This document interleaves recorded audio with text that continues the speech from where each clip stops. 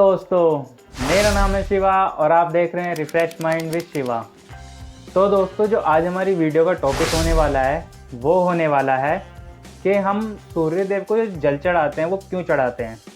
अब जैसे कि हमने अक्सर ही देखा होगा या फिर मेरी खुद की जो आदत है, हम रोज़ सुबह उठते हैं, नहा धो के हम सूर्य देव को जल चढ़ाते हैं। और ऐसा करने के लिए हमारे जो बड़े बुज़ुर्ग हैं, हमारे मम्मी पापा हैं या फिर हमारे दादा दादी, नाना नानी, हमारे सभी बड़े बुज़ुर्ग हमें ये बोलते हैं कि हमें सुबह के समय सूर्य देव को जल चढ़ाना चाहिए। लेकिन दोस्तों, क्या आप जानते हैं इसके पीछे भी एक साइंस है, विज्ञान है।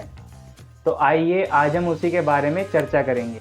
तो जैसे कि हम सुबह सूर्य देव को जो जल चढ़ाते हैं, जो जल चढ़ाते हुए वक्त जब हम अर्घ दे रहे होते हैं सूर्य देव को, तो जो जल की धारा होती है उसमें से 7 प्रकार के रंग निकलते हैं और जिसकी वजह से वो हमारी आँखों से कांटेक्ट होता है उनका, और हमारी आँखों के लिए वो बहुत ही अच्छा होता है।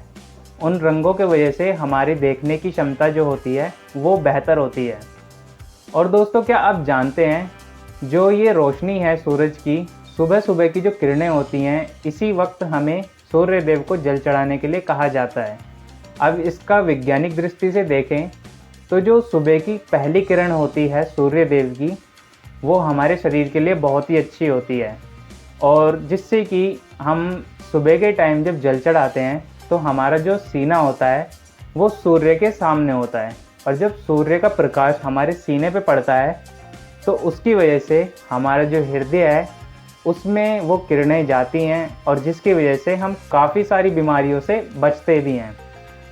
और दोस्तों, इसके पीछे एक और तथ्य भी ये है कि जब हम सूरज की रोशनी में जाते हैं तो हमारे पूरे शरीर को विटामिन डी की जो कमी होती है वो सूर्य की किरणों से दूर हो जाती है, और इसीलिए हमारा शरीर मजबूत और बहुत से रोगों से लड़ने में सक्षम हो जाता है।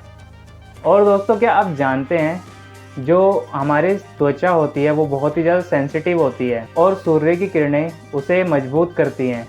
अब जैसे कि कुछ लोगों को सूरज की रोशनी में जाने में थोड़ी प्रॉब्लम होती है, तो मेरा ये एक उनको सुझाव है कि ऐसे व्यक्तियों को 1 गिलास पानी पहले पी लेना चाहिए, उसके बाद ही सूरज की रोशनी में जाना चाहिए। लेकिन आपको सूरज की रोशनी में जाना ज़रूर चाहिए, इससे काफ़ी चीज़ें हमारे जो शरीर में बेकार होती हैं, जो टॉक्सिक हो चुकी हैं, मतलब कि जो हमारे शरीर के लिए हानिकारक चीज़ें होती हैं, वो सूरज की किरणों से दूर हो जाती हैं।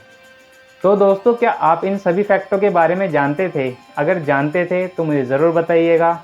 और दोस्तों, अगर आपको मेरी वीडियोस पसंद आती हैं तो वीडियो को लाइक कर देना, शेयर कर देना, सब्सक्राइब करना मत भूलना, बेल नोटिफिकेशन को भी ऑन कर लेना ताकि आने वाली सभी वीडियोस की नोटिफिकेशन सबसे पहले आपके पास पहुंच सके। तो दोस्तों, मिलते हैं अपनी नेक्स्ट वीडियो में, तब तक के लिए बाय बाय।